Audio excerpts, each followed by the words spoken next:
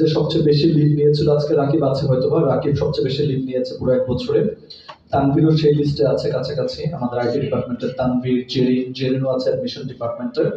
So আপনাদের এই বছরের সমস্ত লিভগুলি আনপেড লিভ হবে, যারা যারা বেশি বেশি লিভ নিয়েছেন এটা মাথায় রাখবেন। কোনো লিভ পেড লিভ হবে না। আচ্ছা, আর সেকেন্ড ব্যাপারটা হলো কাছাকাছি স্কোর পেয়েছেন, যেমন সেকেন্ড হাইয়েস্ট যিনি হয়েছেন তিনি হচ্ছেন ফারজানা। ফারজানার জন্য একটা হাততালি দিয়ে আপনার সেকেন্ড হাইয়েস্ট হয়েছে। এবং আরেকটু হলেই ফারজানা হয়তো পুরস্কারটা পেয়ে যেত। তো দুঃখজনক হলেও সত্য, ফারজানা আরেকটু ডেডিকেশনের পেয়ে গেলে ফারজানা আমাদের পুরস্কারটা, এবং ফারজানার স্কোর ছিল হচ্ছে 85। আর যদি হাততালি দেন, ফারজানার স্কোর হচ্ছে 85। 81 ছিল জেরিনের, একটু মানে ছুটি কমায় নিলেই কাজ হয়ে যেত হয়তোবা। 80 ছিল ফারহিন চৌধুরীর।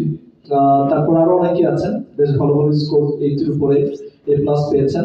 আর হাইয়েস্ট যিনি পেয়েছেন তিনি হচ্ছেন 87। তো 85 থেকে 87 only 2 marks the difference. Anyways, let me pronounce the name of the person. Guess what? Is it a female or a male? Male. Male.